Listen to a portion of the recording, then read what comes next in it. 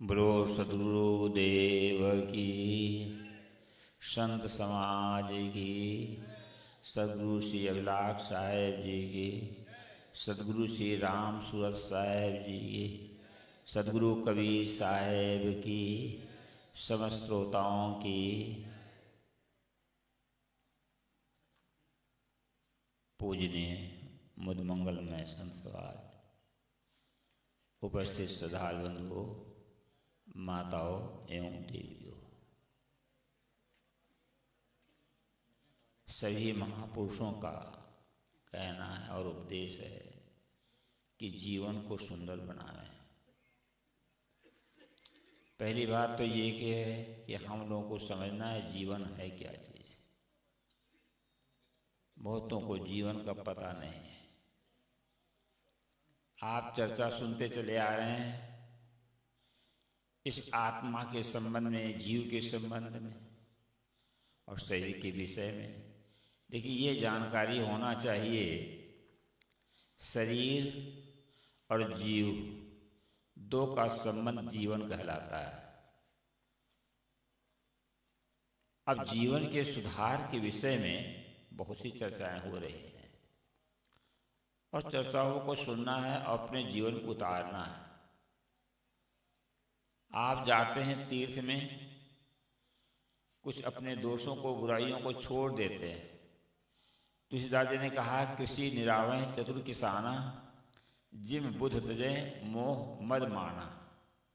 किसान लोग खेत की निराई करते हैं, उसमें से जो घास वगैरह है उसको निकाल करके बाहर फेंकते हैं अपनी फसल के सुरक्षा के लिए। इसी प्रकार से अपने जीवन में, जीवन की सुरक्षा के लिए जो सद्गुण सदाचार उसको धारण करना चाहिए। दोष दुर्गुणों को निकाल करके बाहर फेंक देना चाहिए। आप लोग सभी सत्संग में जाते हैं, जगह जगह सत्संग हुआ करता है, तो कुछ दोष निकालते जाओगे, एक एक दोष, तो निश्चित है आपका जीवन एकदम हरा भरा और स्वस्थ हो जाएगा। आए हैं यहाँ पर, कुछ देर करके जाए, कुछ छोड़ करके जाइए। एक महात्मा जी प्रवचन कर रहे थे। महात्मा जी ने कहा, कुछ दो, बेश्या मांगती है नोट और नेता मांगते हैं ओट और साधु मांगते हैं खोट। ये संत महात्मा यही तो प्रयास कर रहे हैं कि अपने बुराइयों को छोड़ दो। गुरु को दक्षिणा भी दिया जाता है, तन मन और वाणी के दोषों को समर्पित किया जाता है। महात्मा ने प्रवचन किया, भाई कुछ छोड़ करके जाओ, संकल्प ले लो। कुछ लोग संकल्प लेने लगे, प्रभावित हुए। किसी ने कहा शराब नहीं पीऊंगा, कोई कहा मांस मछली नहीं खाऊंगा, कोई कहे कि हम और झूठ नहीं बोलूंगा। ऐसे से कुछ संकल्प लेने लगे। एक किसान था, उसने सोचा मैं क्या संकल्प लूं। कहा अच्छा मने मन संकल्प ले लेते हैं, और तो कुछ नहीं कर पाऊंगा। लेकिन जो जहाँ उसका मकान था, मकान के नीचे में एक कुम्हार का घर था, वो छत पर रहता था। तो रोज कुम्हार को देख लेता था, तब कुछ काम करता था। कहा यही संकल्प ले लेते हैं कि हम कुम्हार का दर्शन करके तब कुछ काम करेंगे। तो रोज देख लेता था, फिर अपना काम धाम करता था। एक दिन कुम्हार के लिए विशेष बर्तनों का ऑर्डर आ गया और वो जल्दी ही मिट्टी खोदने के लिए चला गया। जब किसान उठता है तो देखता है कुम्हार नहीं है, उसके घर गया, क्योंकि संकल्प किया था कुम्हार को देख करके तब हम काम करेंगे। पत्नी से पूछा, कहा कि आज जल्दी मिट्टी खोदने के लिए चले गए, मिट्टी लाने के लिए। कहा किधर गए हैं? कहा पूरब की तरफ। वो पूरब की तरफ जाता है कुम्हार को देखने के लिए। कुम्हार मिट्टी खोद रहा था, कुछ मिट्टी ऊपर से हटा दिया था, फिर जो खुरपा चलाया तो खट से आवाज आई, तो नीचे कोई एक पात्र गड़ा हुआ था, उसमें सोने की मोहरें भरी हुई थी। वो ढक्कन खोलता है कि उसमें सोने की मोहरें भरी हुई। तब तक एक किसान पहुंच जाता है, कहता देख लिया देख लिया देख लिया। अब खोजते खोजते उस कुम्हार को गया था और कुम्हार को देख लिया। उतने में वो ढक्कन जब खोला तो देखता है मोहरें हैं। और किसान कहता कि देख लिया देख लिया। कुम्हार ने सोचा कि इसने, किसान ने देख लिया, अब मैं इस धन को छिपा नहीं पाऊंगा। तो जैसे वहां पहुंच गया तुरंत, तो कहता ठहरो ठहरो 50-50, मतलब आधा आधा, आधा तुम ले लेना, आधा नहीं, अब आप फिर विशेष बात बढ़ाने की जरूरत नहीं। मोहरें गिनी गई तो आधा किसान को मिल गई मोहरे, आधी मोहरे और आधी मोहरे जो है कुम्हार को मिल गई। किसान ने सोचा कि मैंने कोई वो साधु नहीं था, लेकिन संकल्प लिया था कि कुम्हार को देख करके मैं कुछ काम करूंगा। तो मैंने ये मेरा संकल्प का फल क्या हुआ, इतना धन मुझको मिल गया। सज्जनों, एक संकल्प लेकर के जाएं। अगर अपनी बुराइयों को छोड़ने का संकल्प ले लेते हैं तो निश्चित है आपके जीवन परिवर्तन आएगा। यहाँ पर जितने लोग बैठे हुए हैं, किन्हीं महापुरुषों के संग का प्रभाव है। आप लोग मछली मांस अंडा नहीं खाते, बीड़ी तंबाकू ज्यादा पान सेवन नहीं करते। अगर कुछ दोष है भी उसको निकालने की आवश्यकता है। निश्चित है शब्द का प्रभाव पड़ता है।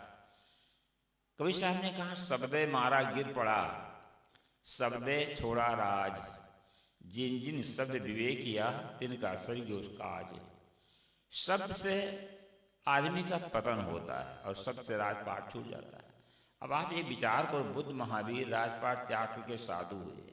हम लोगों के गुरु संत के जो शब्द मिले, जिसके कारण से माता पिता परिवार पैतृक संपत्ति को छोड़ करके निकल पड़े, ये शब्द का प्रभाव है। शब्द के प्रभाव से आदमी का जीवन बदलता है। शब्द से कैसे सुधार, शब्दम ब्रह्म कहा गया है। शब्द क्या है? ब्रह्म, महान शब्द है। और शब्द, हम शब्द बोलते हैं, आप लोग शब्द सुनते हैं, व्यवहार में शब्द बोलते हैं तो उससे काम होता है।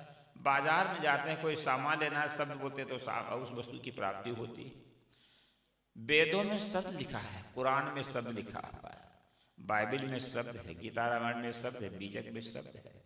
तो शब्द को परख करके लेना है। अगर परखोगे नहीं तो धोखा खा जाओगे। बाजार में सब्जी खरीदने जाते हैं, आलू या टमाटर, तो सड़ा गला लेकर के नहीं चले आते, परखते हैं। मैं था हरियाणा प्रांत में, एक भक्त लाए थे सेव, बड़े बड़े सेव, बड़े देखने में सुंदर लगते थे। तो जब सेव जलपान के लिए अमनिया करने लगे तो सेव खराब था। 2-3 सेव का अमनिया के वो दोनों वो भी खराब थे। बताइए, परख करके नहीं लिया, ऊपर से देख करके भूल गए कि सेव बड़ा अच्छा। इसी प्रकार से हर चीज को परखो, परख के बिना धोखा खा जाएंगे। मैं उदाहरण देता है, थोड़ा उदाहरण में ज्यादा दिया करता हूँ। एक व्यक्ति था, वो तोता को एक पाल रखा था। तोता को सिखा दिया था, इसमें क्या संदेह। तोता सीख लेता है, तोता रट लेता है हर चीज को। तो वो बाजार बेचता था और नीचे तख्ती पर लिख करके लगा दिया कि तोता बहुत बड़ा विद्वान है, 4 वेद 6 7 18 पुराण 108 59 कुरान बाइबिल हदीस रामायण की सब कुछ जानता है। कीमत 1 लाख रुपया। अब किसके पास 1 लाख रुपया, जो पैसा 1 लाख रुपया दे करके तोता को खरीदे? सेठ लोग धनवान होते हैं। सेठ ने सोचा इस साधुओं को बुलाते हैं, ब्राह्मणों को बुलाते हैं, बड़ा खर्चा हो जाता है। इस तोता को ले लेते हैं तो ये वेद पाठ करता रहेगा, रामायण गीता का पाठ करता रहेगा, बीजक का पाठ करता है, क्योंकि सबका जानकार ही है। 1 लाख रुपया ले लेने से सारी समस्याएं हल हो जाएंगी। सेठ ने क्या किया, 1 लाख रुपया दिया और तोता खरीद लिया। लेकिन तोता बेचने वाले लिख दिया था, बिका हुआ माल फिर वापस नहीं होगा, ये भी लिख दिया था। सेठ जी ले गए। सेठ को बड़ा अहंकार था कि मैंने ऐसा तोता खरीदा। ऐसा तोता दुनिया में न कोई देखा होगा न सुना होगा। घोषणा कर दी, जिसको जिस किताब का और जिस भाषा का प्रश्न करना है आकर के तोता से प्रश्न कर सकता, तोता समुचित उत्तर देता है। एक रामायण जी पहुंच गए, भाई तोता विद्वान है। तो रामायण जी ने कहा, तोताराम तुम रामायण जानते हो? तोता कहता, इसमें क्या संदेह। रामायण जी ने सोचा, मुझे रामायण का ज्ञान है, हमारी बड़ी ख्याति है, अगर तोता कहीं प्रश्न कर दिया हम उत्तर नहीं दे पाएंगे तो तोता से हारना अच्छा नहीं। वो बेचारा निराश होकर चल दिया। एक सेठ का अहंकार और पुष्ट हो गया। एक मौलवी साहब आ गए, उनको कुरान का अहंकार था जानने का। कहा, तोताराम तुम कुरान जानते हो? तोता कहता, इसमें क्या संदेह। मौलवी साहब भी चुपचाप लौट गए। शेर का अहंकार और पुष्ट हुआ। एक विवेकी महात्मा घूम रहे थे पार्किसन। शेर ने कहा, बाबा जी क्या दही चूड़ा चाटते घूमते हो? मेरे पास एक तोता है, ऐसा कभी ना देखा होगा ना सुना होगा। कहा, तोता कैसा? कुछ बहुत बड़ा विद्वान, सभी भाषाओं का ज्ञाता। महात्मा ने कहा, पक्षी जात इतना विद्वान नहीं हो सकता, नहीं ज्ञाता हो सकता। कहा, प्रत्यक्षम के प्रमाण में चल के देख लो, कितने लोग हार करके चले गए। महात्मा जी गए, तोता से कहता, तोता राम तुम रामायण जानते हो? तोता कहता, इसमें क्या संदेह। महात्मा जी को कोई अहंकार कर तो नहीं था। महात्मा जी ने कहा, रामायण का पहला दोहा कहो तो जरा। तोता कहता, इसमें क्या संदेह। और इतना तरह तो बाकी जानता नहीं था। कहा, अच्छा कुरान की पहली आयत कहो। कहा, इसमें क्या संदेह। कहा, ऋग्वेद का पहला मंत्र कहो। कहा, इसमें क्या संदेह। सेठ जी सुन रहे थे। बस तोता इतना ही रहता। महात्मा जी ने कहा, और कुछ नहीं जानता, इसमें क्या संदेह, इतना ही रहता हुआ है। सेठ जी का जो अहंकार था, अहंकार में फूले थे, पिचक गए। सेठ ने कहा तोता राम तुम कुछ नहीं जानते हो। तोता कहता है, इसमें क्या संदेह। कुछ भी नहीं जानते।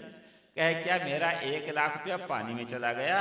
अरे कहा, इसमें क्या संदेह। 1 लाख रुपया पानी में चला गया। अगर हम शब्द की पारख नहीं करें तो हमारा जीवन ही बेकार हो जाता है। जिन्होंने शब्द का विवेक किया उनका काम बन गया। सज्जनों, आप लोग यहाँ बैठे, मैंने कल कहा था ना, इस मंच पर जो बैठे हैं चौकी पर चौकीदार है, और आप लोग कौन हैं? जमींदार। आप जजमेंट देंगे कि महात्मा लोग क्या बोलते हैं, सही है कि गलत है। अगर आपके अंदर भी विवेक करने वाला तो बैठा हुआ, हंस बैठा हुआ है, सही और गलत निर्णय की क्षमता आपके पास है, लेकिन पक्ष रहित हो जाना। ना तो बीजक का पक्ष लेना, ना कुरान बाइबिल न रामायण गीता का पक्ष लेना। सही क्या गलत क्या है इसका पक्ष आपको लेना है। शब्द गलत तो नहीं हो रहा है। अगर गलत हो रहा है तो उसको फिर थोड़ा सा विचार करो कि गलत शब्द है कि किसके। अब यहाँ पर तो निर्णय की बातें कुछ होती है। कुछ लोग कहते हैं कि कबीरपंथी खंडन ज़्यादा करते हैं। कुछ लोग ऐसे हैं कि अगर कहीं कोई बीमारी हो तो बिना क्लोरोफार्म सुंघाया या शून्य किए वैसे ऑपरेशन करना शुरू कर देगा तो क्या दशा होगी। कुछ लोग ऐसे होते कबीरपंथी लोग, एकदम भगवान के ऊपर, मूर्ति के ऊपर आरा चढ़ाना शुरू कर देते हैं। कोई प्रभाव पड़ेगा क्या? वो परखता नहीं है, वो परखा नहीं, जाना नहीं। थोड़ा कला सीखो। एक सेठ जी थे 2 भाई, तो एक भाई का जो है एक था, उसके कुछ ऐसी स्थिति आ गई कि व्यापार में घाटा हुआ, गरीबी आ गई, खाने पीने के लिए समस्या आ गई। और दूसरा भाई था, सेठ था, उसके यहाँ हीरा जवाहरात के व्यापार होता था। उसका छोटा बच्चा था, तो बच्चा को कहीं एक कांच की गोली मिल गई। बच्चे ने कहा, बहुत खुश हुआ, तो माँ के कहा, बच्चे ने कहा, माँ जी हमको हीरा मिल गया है। माता को भी परख नहीं थी हीरा की। कहा, बेटा जाओ चचा से कह दो भुना दें, खाने पीने का सामग्री हो जाए। लड़का बड़ा खुश है, दौड़ करके जाता है। कहा, चाचा जी हमारा हीरा भुना दीजिए। चाचा जी ने सोचा तो कांच की गोली है बच्चे की खेलने वाली, और इसको हीरा मान रखा है। अगर मैं कह देता हूँ कांच की गोली तो उसको बड़ा कष्ट होगा। कहा, था बेटा तो हमारे यहाँ रहो, तुम्हारे माँ के लिए, तुम्हारे लिए भोजन और कपड़े की व्यवस्था हम कर देंगे। हमारी दुकान पर तुम काम करो और हीरा को ले जा करके अमुक तिजोरी में बंद करके चाबी अपने पास रखना। लड़का आश्वस्त हो जाता है। हीरा को तिजोरी में बंद करके रख दिया, चाबी अपने पास रखा। 1 साल तक हीरे का काम किया, मतलब अमुक की इस करंट का हीरा, ऐसा हीरा ले करके आओ। लड़का परख गया, हीरे के ज्ञान हो गया उसके 1 साल में। कहा, बेटा जरा अपना हीरा लाओ तो देखे तो आपका हीरा कैसा है। बोलो सद्गुरु देव की।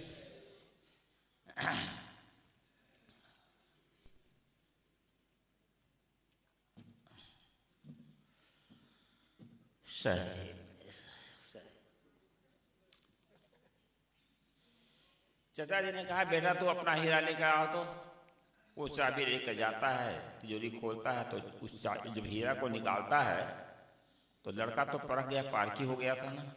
कहा, चाचा जी ये तो कांच की गोली है। कहा, बेटा अगर उस दिन मैं कह देता ये कांच की गोली है, तुमको कितना कष्ट हुआ होता, लेकिन आज तुम स्वयं कहते हो ये कांच की गोली है, क्योंकि आपने परख लिया है तब। इसी प्रकार से हम लोग समझते हैं सीमेंट की मूर्ति है, पत्थर की मूर्ति है, कागज का चित्र है, या सोने चांदी की मूर्ति है, हम लोग उसको समझते हैं। परख लिया है तब। और जो नहीं समझता है, नहीं परखा है, तो उसी को भगवान मानता है, हनुमान जी देवी देवता मानता है। थोड़ा परखाओ, उसको समझाओ, समझाने की आवश्यकता है। तो इस प्रकार से परखने की जरूरत है। परख लो खरा खोट हो रमैया राम। सदगुरु कबीर का वचन है कि परख लो खरा क्या है और खोटा क्या है। खरा नाम सत्य और खोटा नाम असत्य, झूठा।